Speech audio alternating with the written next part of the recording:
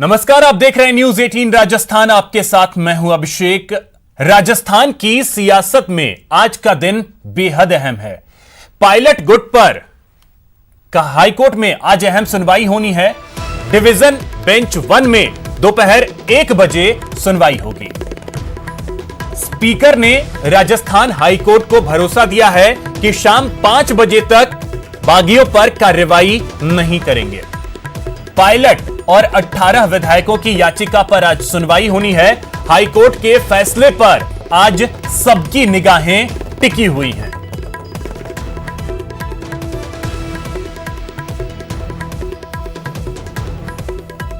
तो बड़ी खबर आपको बताएं कि अब से कुछ देर बाद यानी 1 घंटे 1 मिनट 12 बज चुके हैं।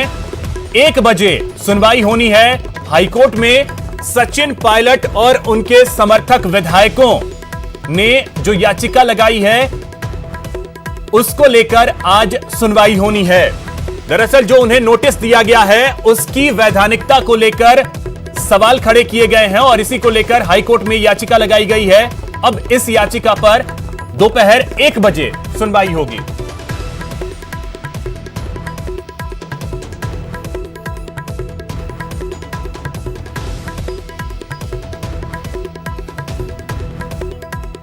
तो 1 बजे सुनवाई होनी है और अब इंतजार है हाईकोर्ट के फैसले का कि हाईकोर्ट आखिर क्या फैसला देता है। क्या यहां पर सचिन पायलट को जीवनदान मिलेगा या नहीं, यह बड़ा सवाल है। और साथ ही साथ शाम 5 बजे तक किसी भी तरीके की कोई कार्रवाई नहीं करेंगे विधानसभा अध्यक्ष। यह भी भरोसा दिया गया है हाईकोर्ट को विधानसभा अध्यक्ष की तरफ से, क्योंकि पहले जो है वो 17 तारीख यानी आज का दिन और दोपहर 1 बजे तक का वक्त था इन सभी 19 विधायकों के पास कि उन्हें नोटिस का जवाब देना है। लेकिन जो बागी विधायक हैं कांग्रेस के वो सभी पहुंचे हाईकोर्ट और हाईकोर्ट में अब सुनवाई जो है वो आज होगी। अब देखना अहम होगा कि क्या चीजें निकल करके हाईकोर्ट से सामने आती हैं।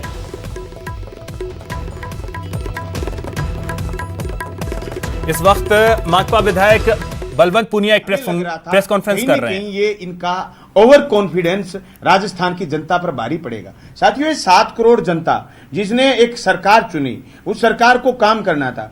उस सरकार को गिराने के जो प्रयास किए जा रहे हैं, कल से जो ऑडियो वायरल हो रहे हैं जिसमें एक गजेंद्र शेखावत जो कि नेता है भाजपा के, वो एक भंवरलाल जी से बात करते सुनाई दे रहे हैं, वो एमएलए का नाम ले रहे हैं। मैं सबसे पहले तो ये कहना चाहता हूं उनको कोई हक नहीं है किसी एमएलए का झूठा नाम उछालने का। मैं राजस्थान की सरकार से मांग करना चाहता हूं, उन्होंने मेरा भी नाम लिया है, दूसरे विधायकों का भी नाम लिया है। मैं एमएलए निवास से ये बात दावे के साथ कह सकता हूं कि उनके खिलाफ कानूनी कार्रवाई की जाए। जिस तरीके से वो अविश्वास जनता में जनप्रतिनिधियों का पैदा करना चाहते हैं। मैं जिस इलाके से जीत के आया हूं वहां बिजली का संकट है, पानी का संकट है, वहां बिरानी गांव को नहरी करने का सवाल है। मैं इन मुद्दों पर लगातार लड़ रहा था। जिस तरीके से राजस्थान की विधानसभा में हम लगातार बोले, जो प्रतिष्ठा हमारी बनी है उस प्रतिष्ठा को गिराने का काम उन्होंने सरकार के गिराने के साथ साथ जो शुरू किया है, मैं समझता हूं ये घोर निंदनीय है। ये लोकतंत्र पर हमला है। भाजपा जो कि अपने चेहरे से लगातार कर्नाटक, मध्य प्रदेश और गोवा की सरकार गिराने का काम कर चुकी है, मध्य प्रदेश का सरकार गिराने का काम कर चुकी है,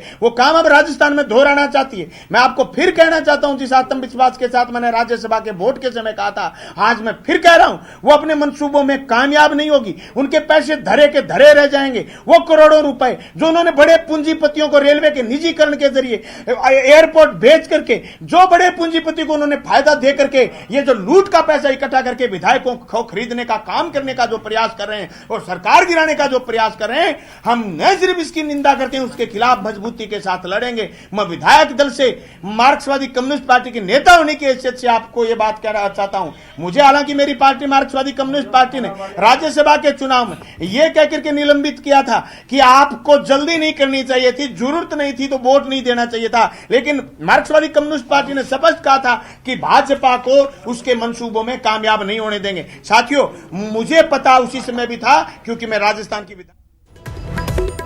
तो बलवान पुनिया को आप सुन रहे थे। इसी बीच बड़ी खबर आपको बताएं, एसओजी मुख्यालय से इस वक्त एक बड़ी खबर सामने आ रही है। मुख्य सचेतक महेश जोशी एसओजी मुख्यालय पहुंचे हैं। एडीजी एसओजी अशोक राठौड़ से मुलाकात इस वक्त वो कर रहे हैं। एफआईआर की कॉपी लेने के लिए महेश जोशी यहां पहुंचे हैं। तो ये बड़ी खबर इस वक्त की एसओजी मुख्यालय से बड़ी खबर इस वक्त सामने आ रही है, जहां पर पहुंचे हैं महेश जोशी, मुख्य सचेतक एफआईआर की कॉपी लेने के लिए पहुंचे हैं और एडीजी एसओजी अशोक राठौड़ से इस वक्त मुलाकात कर रहे हैं।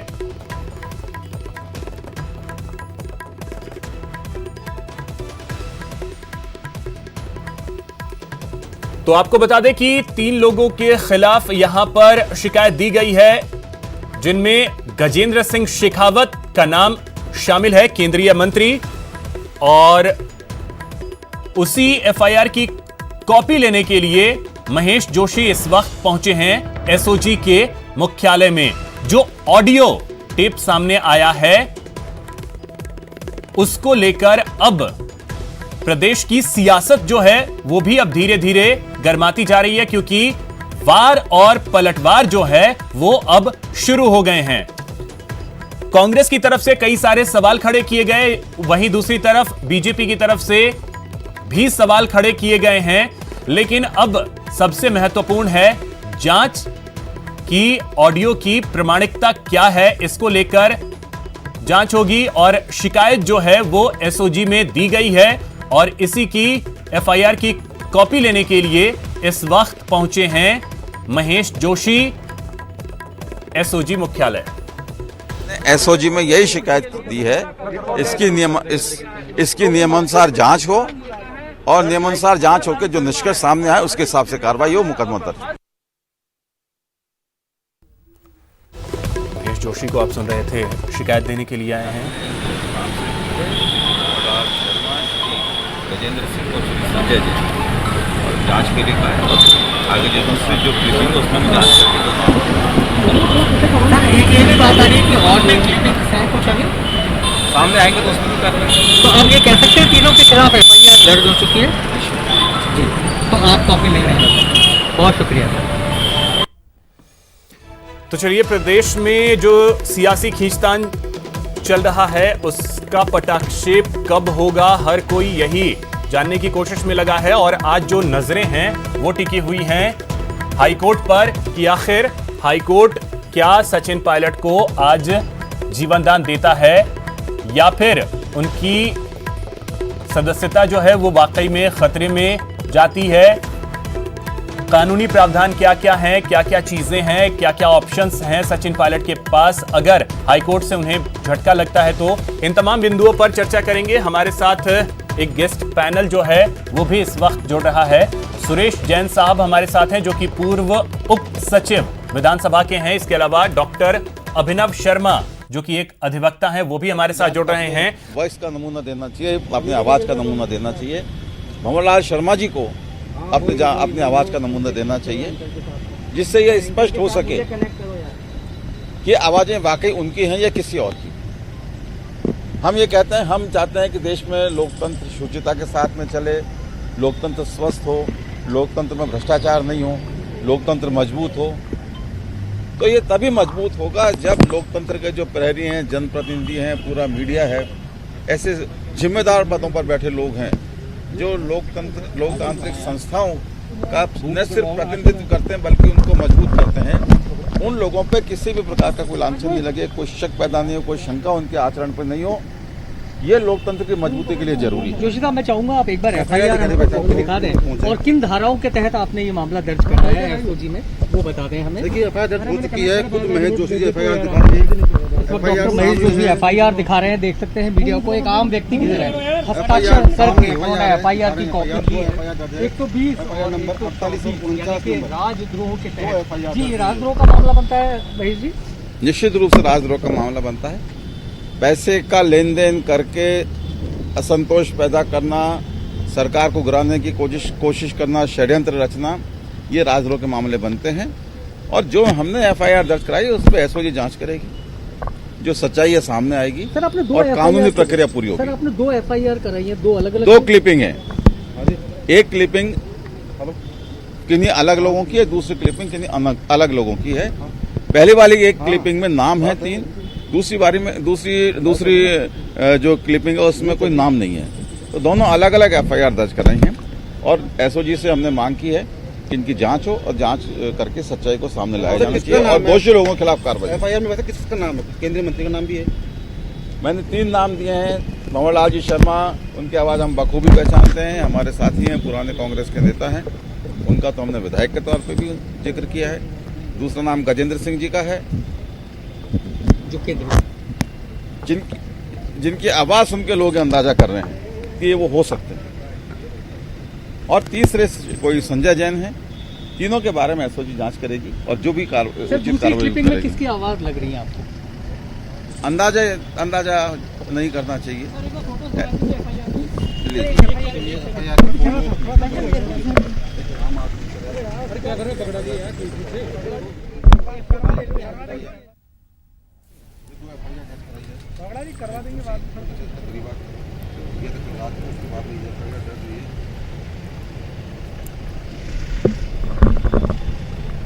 तो ये तस्वीरें आप देख पा रहे हैं। क्या जानकारी संजय जैन? मैं नहीं जानता संजय जैन कौन है। शक्ल से कभी देखा हो? नहीं, मुझे याद नहीं। मुझे याद नहीं। भैया फोटो ले ले। कौन दिया?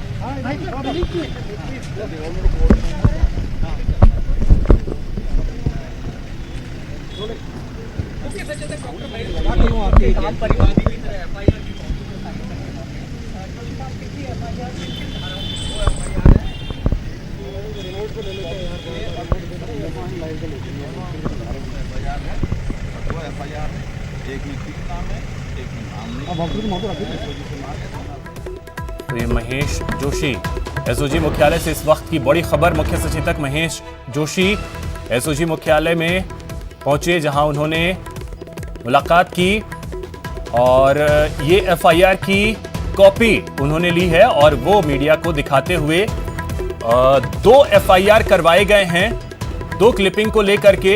एक क्लिपिंग में आवाज नहीं है, उसको लेकर के आवाज कंफर्म नहीं है किसका है, और साथ ही साथ दूसरे में 3 लोगों का नाम दिया गया है।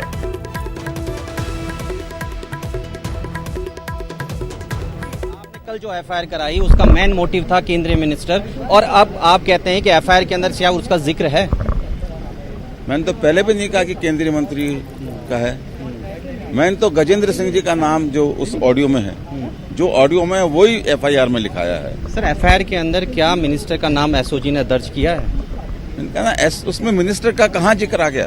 केंद्रीय मंत्री का आपके पास जब FIR की कॉपी पहुंचेगी आपको अंदाजा हो जाएगा। हमने जो लिखा है सच लिखा है। सर, 2 FIR हैं किस चीज के लिए? 2 अलग अलग ऑडियो क्लिपिंग्स हैं, दोनों की अलग अलग FIR।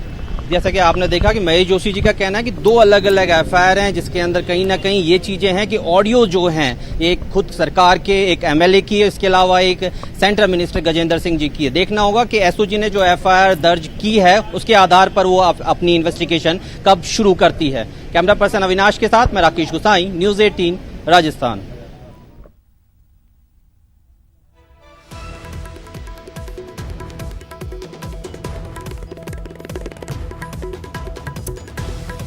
तो तस्वीरें जो हैं वो आप देख सकते हैं। 2 FIR करवाई गई हैं 2 क्लिप्स को लेकर के। एक क्लिप में आवाज किसकी है ये कंफर्म नहीं है, उसको लेकर के FIR दर्ज है, और दूसरे में 3 नाम जो हैं वो दिए गए हैं, जिसमें भंवरलाल शर्मा का नाम है, इसके अलावा गजेंद्र सिंह का नाम इसमें है, और तीसरा संजय जैन जिसे हिरासत में भी लिया जा चुका है। और ये कॉपी जो है वो FIR की आप देख सकते हैं। जो क्लिप सामने आया है ऑडियो का, उसको लेकर के FIR दर्ज करवाई गई है। अब SOG इस मामले को लेकर जांच करेगी।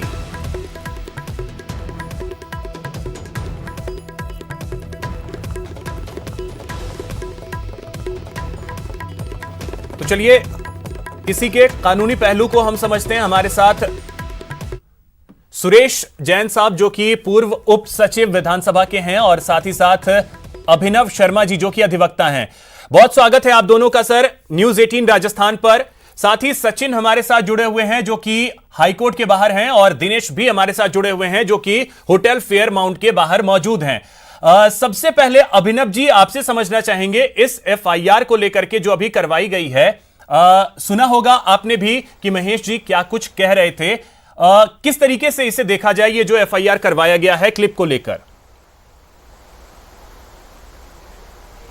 देखिए, एफआईआर करवाना राइट है। किसी का भी अपराध घटित होता है और उनको लगता है कि अपराध घटा है और उसमें पद का दुरुपयोग किया गया है तो उसको लेकर के वो एफआईआर करा सकते हैं। अब उनके खुद के विधायक हैं, खुद के विधायकों के खिलाफ एफआईआर दर्ज करा रहे हैं। गजेंद्र सिंह जी की जहां तक बात आई है उसके लिए खुद मुख्य सचेतक जो है उन्होंने ये स्पष्ट कह दिया है कि भाई हमने किसी मिनिस्टर के खिलाफ नहीं कराई है, एक व्यक्ति है जिसका नाम गजेंद्र सिंह बताया जा रहा है उसके खिलाफ कराई है। और तो दिखती बात है वो स्पष्ट रूप से इस बात से इनकार कर गए हैं कि उन्होंने किसी केंद्रीय मुख्यमंत्री कालिया मातहत है पूरी तरह से सरकार के, और सरकार जो है सत्तारूढ़ सरकार के खुद के ही मुख्य सचेतक जो है वो एफआईआर दर्ज करवा रहे हैं।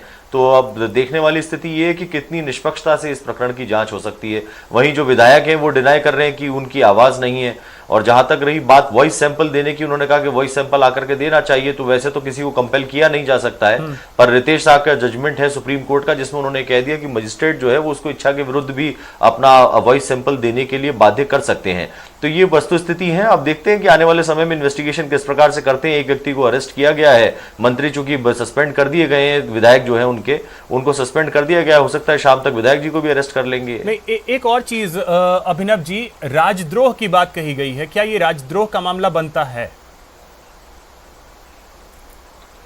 देखिए, सत्ता में किसी भी सरकार को उखाड़ फेंकने के लिए कोई सशस्त्र आंदोलन करते हुए by use of criminal force अगर उसको पद स्थापित करने की कोशिश की जाए या पदच्युत करने की कोशिश की जाती है तो ऐसी सूरत हाल में राजद्रोह का मुकदमा बनता है। यहां पर किसी भी, देखिए लोकतांत्रिक माहौल है, यहां लोकतांत्रिक एटमॉस्फेयर में यदि सरकार के कुछ मेजर हिस्सा पॉलिटिकल पार्टी का टूट करके अलग हो जाता है और वो नई पार्टी बना लेता है, जैसे तृणमूल कांग्रेस एक एग्जांपल है, तो अगर आप उस प्रकार का कोई कार्यक्रम होता है और अगर पार्टी टूट जाती है तो उसमें कोई एंटी डिफिक्शन लॉ लागू नहीं होता। तो लोकतंत्र में तो इस बात की उल्टी छूट है। अगर आपके पास संख्या बल है तो आप संख्या बल के आधार पर अपनी पार्टी को तोड़ दीजिए और तोड़ करके नई सरकार बना लीजिए। इसका तो कानून संविधान छूट देता है। तो ये तो लोकतांत्रिक प्रक्रिया है। इस लोकतांत्रिक प्रक्रिया में सरकारें बनाना बिगाड़ना ये तो सब संख्या बल वाले लोगों का काम होता है। उनके लिए इस प्रकार का एक तरह से इवेंचुअली लाइसेंस है, जो जिसको हम एंटी डिफिक्शन लॉ कहते हैं, वो बेसिकली लाइसेंस लॉ है। आपको लाइसेंस देता है कि कब आप एंटी डिफिक्शन के दायरे में नहीं आएंगे, वो ये भी तय करता है। तो उसमें जहां एक नेगेटिव सेंस है कि आप ऐसा करेंगे तो आपके विरुद्ध ये कार्रवाई होगी, वहां पे वो ये कहता है कि आपने अगर ऐसा किया तो इस हद में आने के बाद पे आपके बाद में एंटी डिफिक्शन कानून लागू नहीं होता है। तो ये तृणमूल कांग्रेस का जो एक एग्जांपल है पश्चिम बंगाल में, वो इसका एक उदाहरण है। यदि पार्टी में डाउन द लाइन पूरी एक मेजर रिफ्ट होती है और पार्टी टूट करके दो धड़े में बढ़ जाती है, कांग्रेस आई ए हो जाता है, कांग्रेस आई बी हो जाता है, तो ऐसी पोजीशन के अंदर अगर ये तो अभिनव जी हमने आपसे ये समझा कि जो अभी एफआईआर दर्ज करवाई गई है उसको लेकर के, अब जो सुरेश जी मैं आपके पास आता हूं उससे पहले सचिन आपसे एक चीज समझना चाहेंगे। 1 बजे सुनवाई होनी है, हाईकोर्ट के बाहर क्या हलचल इस वक्त है, क्योंकि 12:15 बज चुके हैं।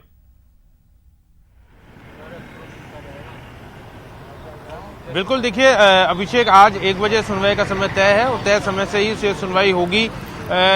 जो सभी पक्षों के वकील हैं, चाहे वो सीपी जोशी गुट के वकील हों, महेश जोशी गुट के वकील हों, तमाम तरह के वकीलों के आने का सिलसिला शुरू हो चुका है। आज केवल फर्क इतना ही है कि आज मीडिया को लेकर ज्यादा सख्ती की गई है। मीडिया कर्मियों को हाईकोर्ट परिसर में एंट्री नहीं दी गई है।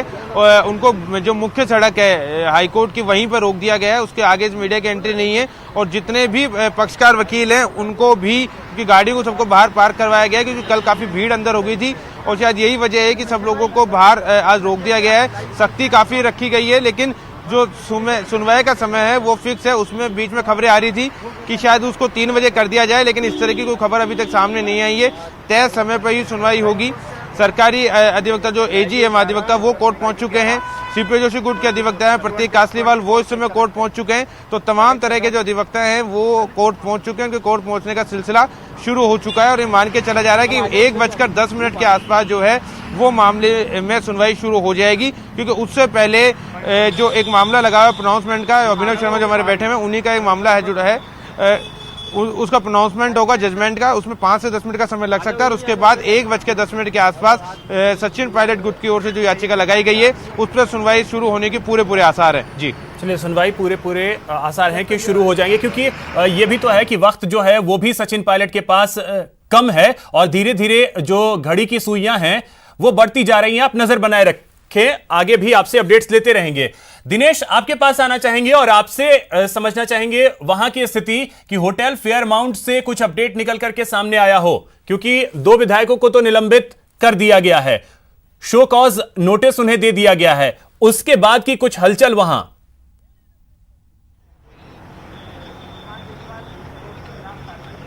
देखिए, फेयरमाउंट होटल की अगर बात करें तो यहाँ जितने भी विधायक बाड़ेबंदी में कैद हैं और जो नेता कांग्रेस के यहाँ पर आए हुए हैं उन सभी की भी निगाहें जो है वो हाईकोर्ट के फैसले पर ही है। सब जो है टकटकी लगाए हुए हैं कि आखिर किस तरह का फैसला हाईकोर्ट की ओर से आता है। क्या सचिन पायलट की जो याचिका है उसे सही मानकर जो है हाईकोर्ट उनके फेवर में फैसला सुनाता है, या फिर क्योंकि अगर फैसला सचिन पायलट के फेवर में नहीं आता है तो जाहिर तौर पर वो सुप्रीम कोर्ट की ओर जो है मूव करेंगे। तो लगातार जो है वो नज़र बनाए रखी जा रही है कि क्या कुछ इस पूरे मामले में हो सकता है। और जिस तरीके से गहलोत खेमे की अगर बात करें तो वो अब जो है उन्होंने पूरी तरीके से मोर्चा खोल दिया है भाजपा की ओर से। लगातार जो है भाजपा पर निशाना साधा जा रहा था, लेकिन अब सीधे तौर पर, क्योंकि जिस तरीके से ऑडियो सामने आए हैं और आरोप ये लगाया जा रहा है कि केंद्रीय मंत्री गजेंद्र सिंह की आवाज उसमें है, अपने विधायकों पर तो उन्होंने कार्रवाई कर दी है पार्टी की ओर से। जब तक जांच इस पूरे मामले की होती है तब तक के लिए दोनों जो विधायक हैं विश्वेंद्र सिंह और भंवरलाल शर्मा दोनों को निलंबित किया गया है और जांच में अगर दोनों दोषी पाए जाते हैं तो उसके बाद बर्खास्त की भी कार्रवाई हो सकती है। लेकिन जो केंद्रीय मंत्री हैं गजेंद्र सिंह, उनके खिलाफ भी जो है वो कार्रवाई की मांग यहाँ पर उठाई है कांग्रेस की ओर से। साफ तौर पर यह कहा गया है कि एसओजी जो है पूरे मामले की जांच करे और मामला जो है चूंकि अब दर्ज करवाया जा चुका है एसओजी में, मामला महेश जोशी जो है उनकी वो कॉपी भी जो है उसके ले चुके हैं, जो है वो दर्ज हो चुके हैं और अब एसओजी उसकी जांच करेगी। दिनेश, आप भी नजर बनाए रखें, कुछ अपडेट वहां से आता हो तो हम आपके पास फिर आएंगे और वहां से अपडेट आपसे लेंगे। अब सुरेश जी, आपसे जरा सा समझना चाहेंगे कि जो ये नोटिस भेजा गया, ओवरऑल जो परिस्थितियां बनी, क्या ये इतना मुश्किल था जितना मुश्किल इसे बना दिया गया, या बहुत ही इजी होता अगर जो बागी गुट है वो चाहता तो अपना जवाब विधानसभा अध्यक्ष के सामने रख करके शायद इन सारी चीजों को होने से ही रोक देता? हाँ, बिल्कुल सही बात है। वो अगर अपना पक्ष ना भी रखता तो वो आगे की डेट ले सकता था, जवाब देने के लिए समय मांग सकते थे। और विधानसभा ने या विधानसभा अध्यक्ष ने जो कार्रवाई करी है, तो कहीं भी किसी भी अर्ध जुडिशरी या फुल जुडिशरी के सामने कोई केस प्रस्तुत होता है तो जिनके खिलाफ केस किया गया है उन्हें नोटिस तो दिया ही जाता है जवाब देने के लिए। अभी जहां तक मैं समझ रहा हूं कि विधानसभा अध्यक्ष ने इसके गुण अवगुण पर कोई विचार नहीं किया है। अभी सिर्फ जो तथ्य पेश हुए हैं उनका जवाब मांगा गया है। जवाब आने के बाद दोनों पक्षों को सुनने के बाद ही विधानसभा अध्यक्ष को निर्णय करेंगे कि दल बदल का कोई आधार बनता है अथवा नहीं बनता है। इसलिए मुझे ऐसा लगता है कि न्यायालय के अंदर भी सिर्फ इसी बात को चैलेंज किया गया होगा, या शायद माननीय न्यायालय इसी बात पर विचार करेंगे कि जो नोटिस दिया गया है उसकी वैधता क्या है। अगर वो नोटिस वैध मानती है न्यायालय तो फिर यही स्थिति जो आज है वो बरकरार रहेगी, और यदि वो उसको अवैध मानते हैं तो फिर नए सिरे से इसमें आगे कार्रवाई विधानसभा या मुख्य सचेतक द्वारा जो भी प्रस्ताव आगे प्रस्तुत होंगे उसके अनुसार की जाएगी। लेकिन आप देखेंगे पिछले लंबे समय से एक परंपरा बन गई है कि विधानमंडल न्यायालयों का सम्मान करते हैं और न्यायालय विधानमंडलों की जो परिसीमाएं हैं, उनके जो अधिकार हैं, उन पर कोई टिप्पणी करने से बचते रहे हैं। आज आपने देखा कि विधानसभा अध्यक्ष सीपी जोशी का भी एक बयान आया है कि वो शाम 5 बजे तक, जबकि 1 बजे तक का समय था, उनका शाम को 5 बजे तक उस पर कोई कार्रवाई नहीं करेंगे। ये दर्शाता है कि विधानमंडल ने न्यायपालिका की गरिमा को ध्यान में रखते हुए कि वहाँ एक केस पेंडिंग है जबकि उन पर कोई बाध्यता नहीं थी, उस पर कोई स्टे मिला हुआ नहीं है, लेकिन फिर भी एक सम्मान की बात रखते हुए किया है। और उनका ये बयान भी आया है कि जो भी उच्च न्यायालय का निर्णय होगा वो उसकी पालना करेंगे। बिल्कुल। जो तो मैं समझता हूँ कि अगर न्यायिक प्रक्रिया में इसको नहीं लगा करके सिर्फ वो अपील ही करते कि समय दिया जाए तो शायद समय उनको मिल जाता। जिस चीज का 2 दिन पहले आपसे बात हुई थी सुरेश जी, उस दिन भी आपने इसी चीज का जिक्र किया था कि वो चाहते तो और भी समय ले सकते थे। अभिनव जी, अगर इसका कानूनी प्रारूप आपसे समझें कि जो याचिका लगाई गई है पायलट गुट की तरफ से कि ये जो नोटिस दिया गया है वही सही नहीं है, उसकी संवैधानिकता पर ही सवाल उठाए गए हैं, आपका अनुभव क्या कहता है इसके वैधानिकता को लेकर? आपके पास आऊंगा अभिनव जी, उससे पहले एक बड़ी खबर जो निकल करके सामने आ रही है सूत्रों के हवाले से, वो हम बता दें, सचिन पायलट अपनी नई पार्टी बना सकते हैं। यह बड़ी जानकारी इस वक्त निकल करके सामने आ रही है। कांग्रेस के कई युवा नेता शामिल हो सकते हैं। असंतुष्ट युवा कांग्रेसियों को लेकर के एक पार्टी बनाई जा सकती है। प्रिया दत्त, संजय निरुपम, जितिन प्रसाद से बातचीत हुई है सूत्रों के हवाले से, यह बड़ी जानकारी सामने आ रही है। लवली हमारे सहयोगी अधिक जानकारी के साथ जुड़ रहे हैं। लवली, क्या जानकारी है? यह बहुत बड़ी जानकारी अभी तक की निकल करके सामने आ रही है, पूरा अपडेट क्या है? आज देखिए, बिल्कुल कांग्रेस के अंदर जिस तरह से एक खेमा है जो युवाओं का है और जिस तरह से वो असंतुष्ट चल रहा है, और सचिन पायलट के मसले को लेकर के तमाम लोगों ने ट्विटर सहित अपनी जुबानी जंग के अंदर भी अपना साथ जो है वो सचिन पायलट को देते हुए नजर आए थे। तो ऐसे में जो जानकारी और जो इनपुट्स मिल रहे हैं सोर्सेस के हवाले से वो यही है कि सचिन पायलट, प्रिया दत्त, संजय निरुपम जैसे ये जो तमाम लोग हैं, ये तमाम लोग मिलकर के एक नई पार्टी का जो है, प्रिया दत्त, संजय निरुपम, जितिन प्रसाद, अशोक तंवर, कुलदीप बिश्नोई, संजय झा, ये तमाम लोग साथ आ सकते हैं और शायद ये कोई थर्ड फ्रंट, कोई एक नई पार्टी का गठन जो है वो ये कर सकते हैं। हम कोशिश करेंगे, हमारे सर भवानी सर से भी बात करने की कोशिश करेंगे वो लाइव, लेकिन कुल मिलाकर के लबुलुआब यही है कि फिलहाल जो इनपुट्स मिल रहे हैं उसके आधार पर यही है कि क्योंकि वो बीजेपी में जाने से इनकार कर चुके हैं, तो ऐसे में बड़ी चीज ये है कि वो कहां जाएंगे, कौन सा रास्ता अख्तियार करेंगे। पहली बात यह कि सचिन पायलट समेत जो तमाम जो ये युवा लीडरशिप है, ये अपने वर्चस्व की लड़ाई जो है वो कांग्रेस के अंदर लड़ती आई है।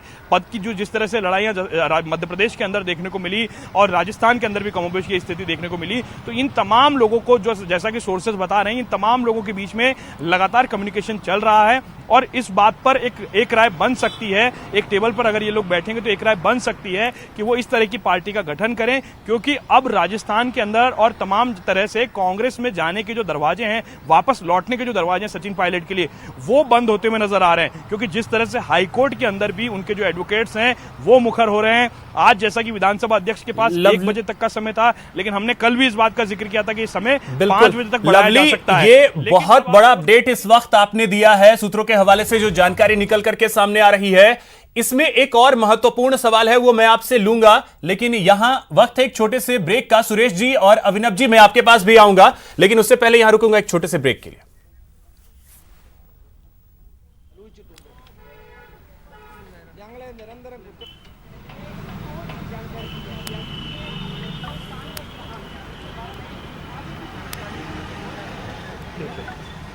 ऑडियो क्लिपिंग्स के हिसाब से एफआईआर दर्ज हुई हैं।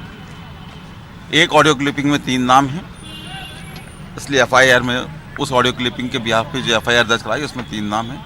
दूसरी एफआईआर में किसी का नाम नहीं है, तो बेनामी वो एफआईआर दर्ज कराई है।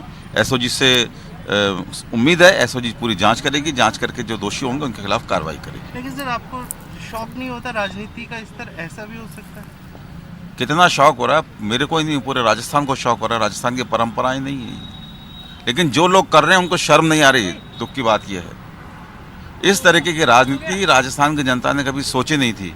इस स्तर पे खरीद फरोख्त करेंगे, हॉर्स ट्रेडिंग करेंगे, लोगों को बरगलाएंगे, लोगों को बंदी बनाएंगे, लोगों को इधर उधर आने जाने नहीं देंगे। बहुत सारी बातें हैं, पूरा राजस्थान शर्मसार है इस तरह की घटनाओं से। एफआईआर में किस किस का नाम डलवा है? एक मिस्टर भंवरलाल शर्मा है, एक मिस्टर गजेंद्र सिंह है, एक मिस्टर संजय जैन है। गजेंद्र सिंह शेखावत बीजेपी वाले? उसमें नाम सिर्फ गजेंद्र सिंह है, मैंने सिर्फ गजेंद्र सिंह लिखा है। लोग अंदाजा कर रहे हैं कि वो हो सकते हैं, लेकिन जो भी होगा वो एसओजी जांच में पूरा निष्कर्ष सही निकालेगी। तो महेश जोशी को आप सुन रहे थे। यहां रुकेंगे एक छोटे से ब्रेक के लिए।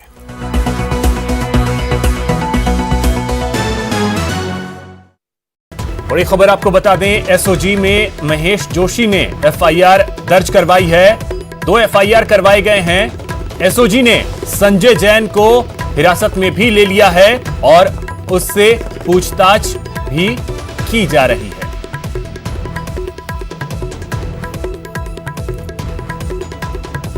तो चलिए हम चर्चा कर रहे हैं कि प्रदेश की जो सियासी स्थिति है उसको लेकर के अब नजरें जो हैं वो टिकी हुई हैं हाईकोर्ट पर। 1 बजे से सुनवाई होनी है सचिन पायलट के गुट की तरफ से जो याचिका लगाई गई है। इस वक्त हमारे साथ मुकेश जी जुड़ गए हैं, वरिष्ठ पत्रकार हैं। मुकेश जी, बहुत स्वागत है आपका न्यूज 18 राजस्थान पर। मुकेश जी, आप ही के पास सीधे आना चाहूंगा और आपसे समझना चाहूंगा कि ये ओवरऑल स्थिति जो प्रदेश की बनी है और लगातार अब जुबानी हमले हो रहे हैं, घर की लड़ाई जो है वो निकल करके बाहर आ गई है। कहा यह जाता रहा कि घर की लड़ाई घर में आकर के सुलझाएं। परिस्थितियां अब किस ओर इशारा कर रही हैं? पायलट के सामने विकल्प को अगर देखें तो वो क्या दिख रहे हैं? देखिए, ये चूंकि ये तो स्पष्ट है कि ये राजनीतिक लड़ाई है जी। सत्ता में काबिज होने की लड़ाई है, सत्ता को बचाने की लड़ाई है। ठीक है। अब सचिन पायलट जो है वो मुख्यमंत्री बनना चाहते हैं। अशोक गहलोत जो है वो मुख्यमंत्री बने हुए हैं, वो अपने आप को बनाए रखना चाहते हैं। आज सवाल ये है कि बहुमत विधायक दल का किसके पास है। तो बहुमत की जो स्थिति है उसको देखते हुए दोनों फ्रैक्शंस जो हैं, जो दोनों गुट हैं, उनके अपने अपने दावे हैं। गहलोत गुट का कहना है कि उनके पास बहुमत है। सचिन पायलट गुट का कहना है, सचिन पायलट का खुद का कहना है कि अशोक गहलोत के पास बहुमत नहीं है। अब सवाल यह है कि मजेदार बात इस पूरे मसले में यह है, और जो समझने वाली बात यह है कि सचिन पायलट अभी तक कांग्रेस पार्टी के सदस्य हैं जी। वो कांग्रेस पार्टी ना तो उन्होंने छोड़ी है और ना उनको निकाला गया है। दोनों बातें नहीं है। और वो ये कह रहे हैं अपनी ही पार्टी की सरकार के लिए कि वो बहुमत नहीं है। अपनी पार्टी की सरकार के लिए वो कह रहे हैं कि हमारे पास बहुमत नहीं है। तो सबसे पहले सचिन पायलट को कायदे से या तो वो और उनके साथी जो भी हैं उनके साथ विधायक वो इस्तीफे दें, बाहर आ जाएं। पहले तो सबसे पहले सचिन पायलट को मंत्रिमंडल से बाहर आना चाहिए था। उसके बाद ही ये बात कहनी चाहिए थी विधायक दल की बैठक में कि साहब हमारे जो नेता हैं विधायक दल के, उनके प्रति आज विधायकों में बहुमत नहीं है विधायक दल में। तब जाकर के ये बात आ गई। वो तो सरकार को ही गिराने पे की बात कर रहे हैं कि अशोक हमारी सरकार जो है, जो खुद की सरकार है जिसमें वो मंत्री उप मुख्यमंत्री थे, उसके लिए वो ये कह रहे थे कि इनके पास बहुमत नहीं है। अब आप खुद सोचिए कि कोई व्यक्ति जो अपनी सरकार के लिए कैसे कह रहा है, कैसे कह सकता है वो? बिल्कुल। तो एक मंत्रिमंडल से बाहर आना चाहिए था। एक और चीज मुकेश को भी तत्काल मंत्रिमंडल से बाहर आना चाहिए था। रमेश मीणा को भी तत्काल मंत्रिमंडल से बाहर आना चाहिए था। मुकेश जी, एक और चीज अगर आपसे समझे, न्यूज 18 से एक्सक्लूसिव बातचीत की है मुख्यमंत्री अशोक गहलोत ने। उस दौरान उन्होंने एक चीज का जिक्र यह भी किया कि बातचीत तो 1.5 साल से हुई ही नहीं है, यानी कि फासले इतने ज्यादा बढ़े हुए थे पहले ही दिन से।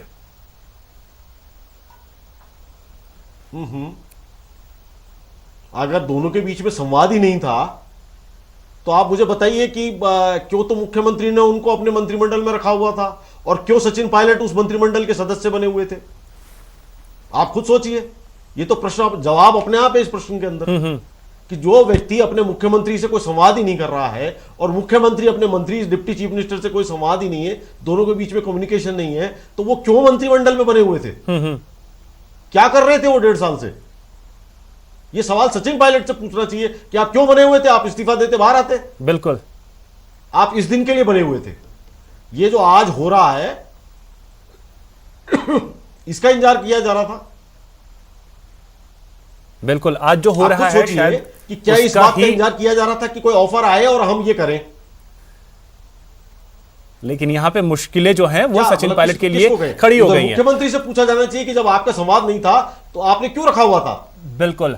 अब एक चीज सुरेश जी, अगर मैं आपसे इसका कानूनी पहलू समझूं तो आज क्या कुछ संभावनाएं आपको दिखती हैं कि क्या हाईकोर्ट, क्योंकि हमने ये कर्नाटक के स्थिति में देखा है, एक मामला ऐसा भी सामने आया था बिहार से जब शरद यादव को लेकर के चीजें सामने आई थी, तो कर्नाटक के मामले में सुप्रीम कोर्ट ने इतना किया कि आपके चुनाव लड़ने की जो पाबंदी लगाई गई है स्पीकर की तरफ से, उसको हम हटा देते हैं, लेकिन सदस्यता तो आपकी जाएगी ही जाएगी।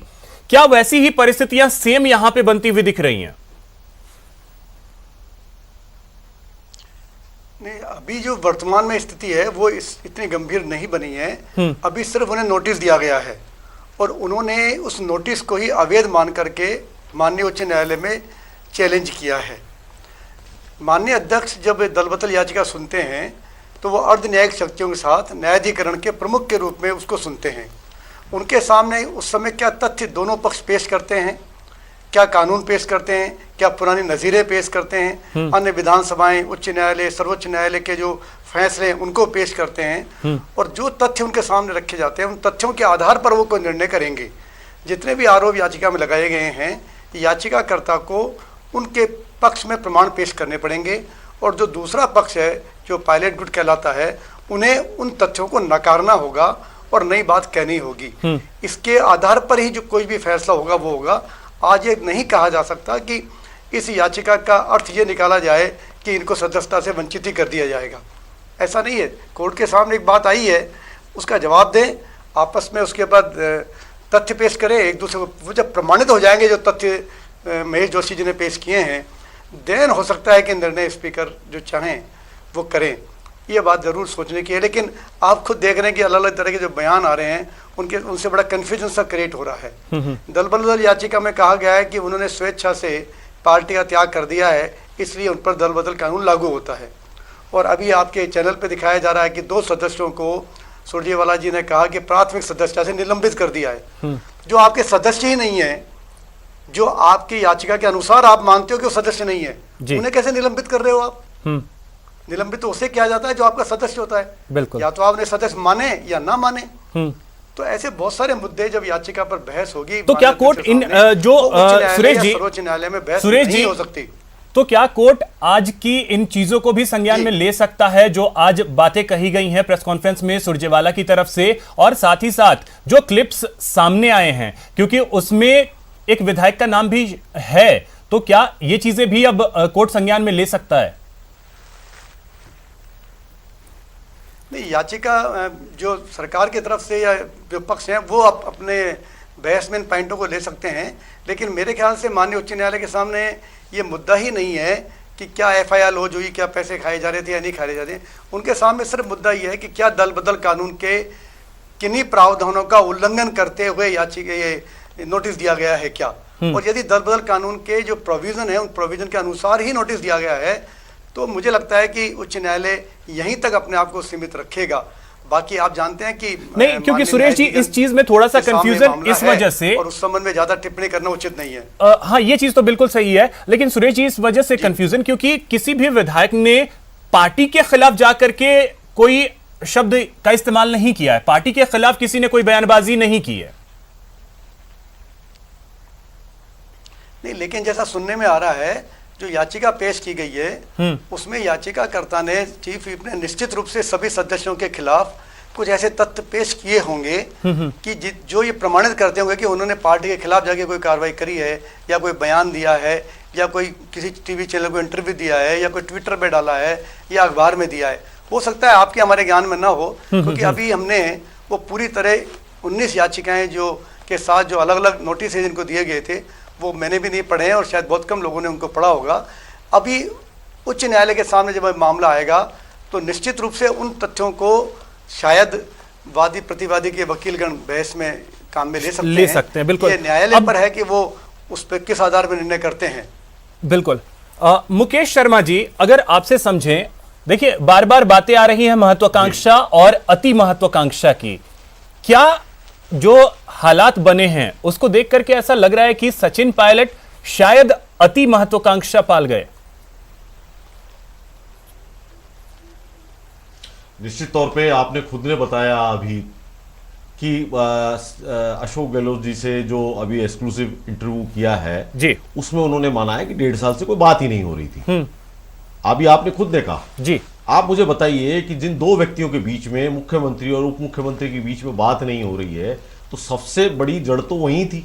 ये तय था कि सब कुछ सही नहीं है, तो उसको सही करने की कोशिश क्यों नहीं की गई? ये बात दोनों से पूछी जानी चाहिए। इसका जवाब वही दे सकते हैं। बिल्कुल। उनके जो पार्टी के महासचिव हैं यहाँ पे अविनाश पांडे जी, वो दे सकते हैं। वो समन्वय समिति के वो उनके मुखिया थे, तो उनसे पूछा जाना चाहिए अविनाश पांडे जी से कि आप क्या कर रहे थे।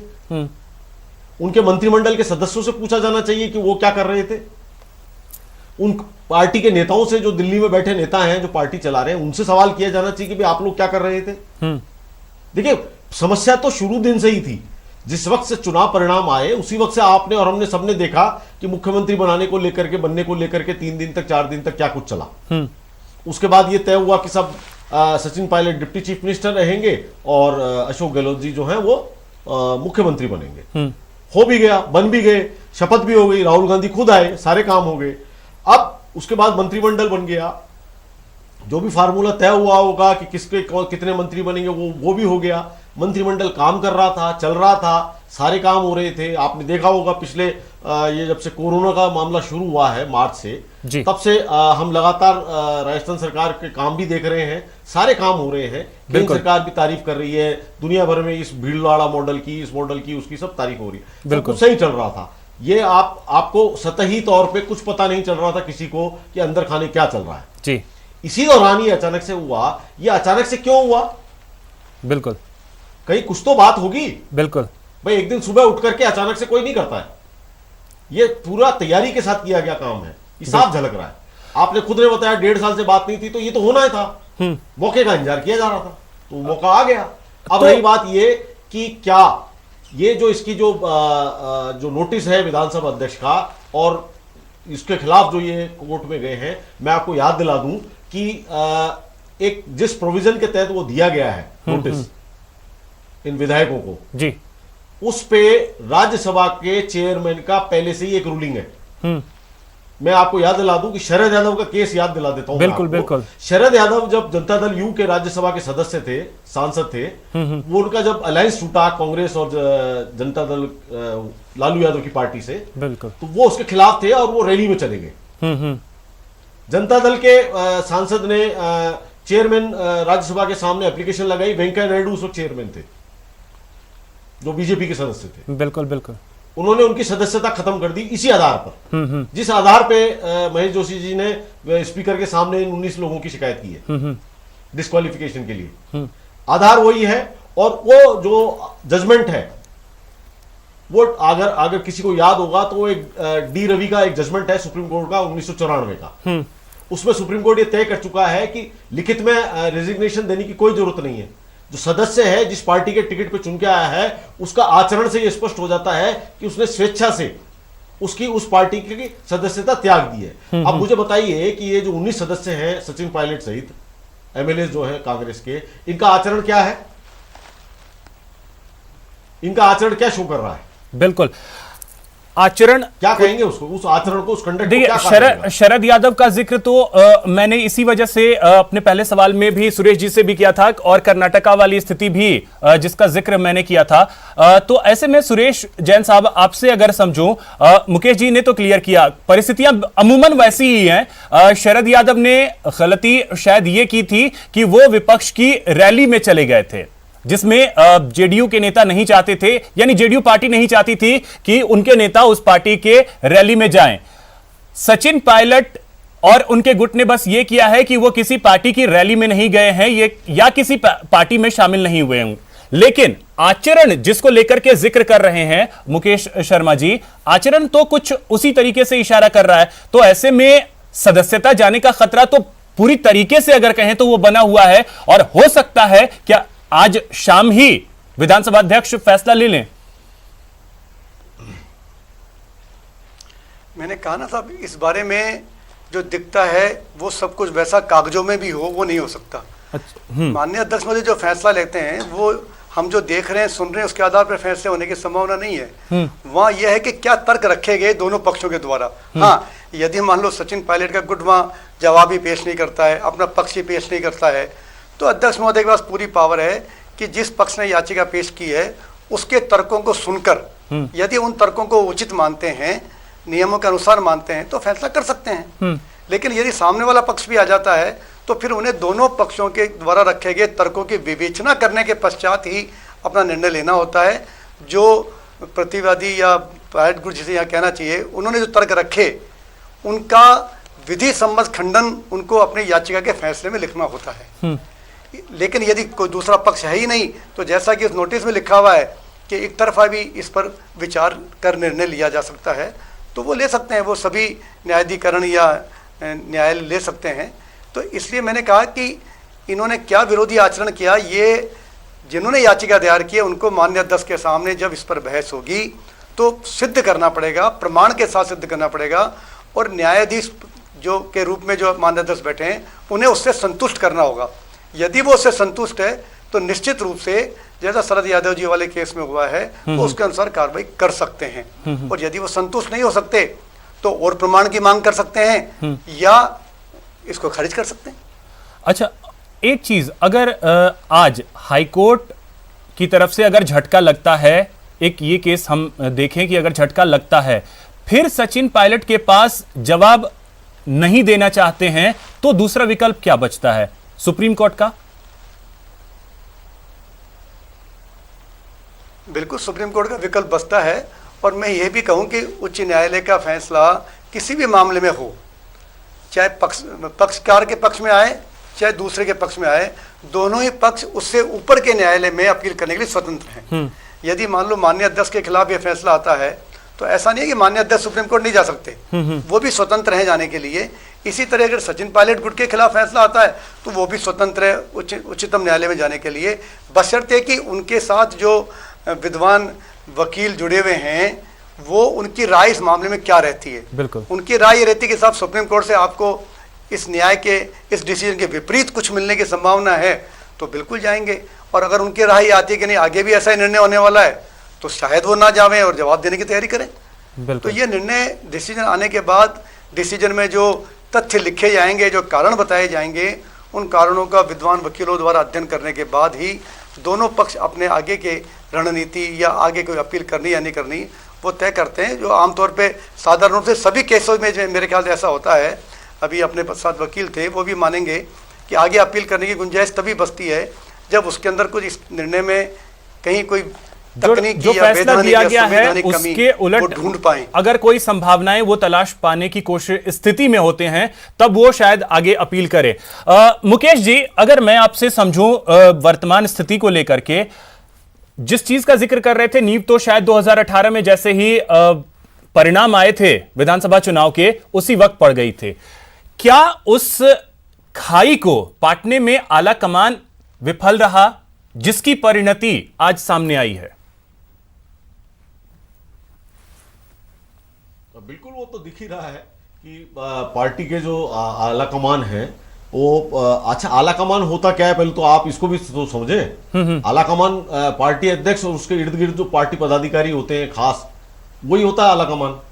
और उन लोगों ने कितनी मेहनत करी नहीं करी ये तो अपने आप में साफ साबित ही है कि पार्टी के स्तर पे इस खाई को पाटने का कोई प्रयास नहीं किया गया, किसी तरह की कोई इच्छा शक्ति किसी ने नहीं कभी दिखाई। और सबसे बड़ी जिम्मेदारी मैं आपको फिर कह रहा हूं, महासचिव जो होते हैं जिनको इस सारे काम का जिम्मेदारी होती है कि वो राज्य के अंदर क्या चल रहा है उसको लेकर के अपने दिल्ली के जो अपने पार्टी अध्यक्ष हैं दिल्ली में बैठते हैं उनको और बड़े नेताओं को लगातार सूचित करते रहें, दोनों पक्षों के बीच से बातचीत करते रहें। लेकिन ऐसा आप देखें अब संभव नहीं है, मतलब वो होता ही नहीं है, कहीं किसी तरह का कोई प्रयास होता ही नहीं है। मैं चाहता हूं कि मेरी बात सुनी जाए, सामने वाला चाहता है कि उसकी बात सुनी जाए, उसी की बात मानी जाए, सुनी नहीं जाए मानी भी जाए। सुनना सुनाना तो बहुत दूर की बात है, वो हम दोनों पक्ष चाहते हैं कि हमारी ही मानी जाए, हम जो कहें वही होगा। बिल्कुल, हम चाहेंगे वो मंत्री बनेगा, हम चाहेंगे वो निगम बोर्डों में कॉर्पोरेशन में चेयरमैन बनेगा, हम चाहेंगे उसको वो उसका काम होगा, हम चाहें उसका काम ना हो। ये लड़ाई इस चीज की है। और आप ये तय है कि पार्टी के अंदर जो इतना ज्यादा गैप था, कम्युनिकेशन गैप इतना ज्यादा, आप देखिए कि 1.5 साल से दोनों के बीच में संवाद नहीं है, तो आप समझ सकते हैं कि ये स्थितियां इसके लिए आप किसको जिम्मेदार ठहराएंगे? दोनों पक्ष जिम्मेदार है, बिल्कुल, पार्टी का आलाकमान जिम्मेदार है। बिल्कुल। और ये भी चीज अगर मुकेश जी, जैसे कहा यह जाता है कि 2 की लड़ाई में तीसरा अपना फायदा तो निकालने की कोशिश करेगा ही, तो इन सब के बीच अगर हम देखें तो अगर घर के ही दो लोग आपस में लड़ रहे हैं तो बीजेपी तो यहां पे अपने फायदे तलाशेगी ही। तो बीजेपी पर भी कई बार जो है वो आरोप ये लग रहे हैं तौर पे ये तो तय बात है सर। नहीं तो तय बात है, इसमें कोई अनोखी बात क्या है। देखिए दोनों राजनीतिक दल है, पहले तो इस चीज को हम अच्छे से समझ लें कि राजनीतिक दल जो हैं वो सत्ता प्राप्ति के लिए राजनीति करते हैं। हाँ, ये चीज राजेंद्र राठौर ने तो क्लियर बोला हुआ है कि हम यहाँ राजनीति करने के लिए बैठे हुए हैं। नहीं राजनीति करते। हाँ, ये तो राजेंद्र राठौर ने क्लियर ही बोला हुआ है। हाँ, इसमें क्या नई बात है। हाँ, तो इसमें नई बात क्या है। बीजेपी फायदा उठाएगी। बीजेपी ने कर्नाटक में ये किया, बीजेपी ने मध्य प्रदेश में ये किया, बीजेपी मणिपुर में भी कर चुकी है, आसाम में कर चुकी है। ये चीज ध्यान में क्यों नहीं थी पार्टी को, पार्टी के कर्ताधर्ताओं को इन सब बातों का ध्यान क्यों नहीं था। जब ये पता था कि 1.5 साल से मुख्यमंत्री और उप मुख्यमंत्री के बीच में संवादहीनता बनी हुई है, तो पार्टी के कर्ताधर्ताओं ने मध्य प्रदेश, जो कि अभी लेटेस्ट घटना है, ये तो बहुत पुरानी नहीं है, बिल्कुल बिल्कुल, उनको ये मध्य प्रदेश और कर्नाटक से सबक लेकर के इस स्थिति को निपटाने की कोशिश क्यों नहीं की गई। इसके लिए आज अगर कांग्रेस बीजेपी को दोष देती है तो मैं नहीं मानता कि बीजेपी को दोष देना बहुत हद, एक सीमा के बाद जो है मैं उनको दोषी नहीं मानता। इसलिए नहीं मानता कि मौका आपने दिया है, मौका पार्टी दे रही है, मौका आपकी पार्टी के विधायक दे रहे हैं, मौका आपकी पार्टी का मतलब मंत्री दे रहे हैं, कोई दूसरा नहीं दे रहा है। बिल्कुल, सुराग तो आपने बनाया हुआ था। बिल्कुल। इसके कुछ और भी पहलू हैं मुकेश जी। ये अलग बात है कि सब बीजेपी को कुछ और भी इसके पहलू हैं मुकेश जी, और उस चीज के बारे में मैं आपसे आगे भी समझने की कोशिश करूंगा। सुरेश जी भी हमारे साथ जुड़े हुए हैं। यहां वक्त है एक छोटे से ब्रेक का।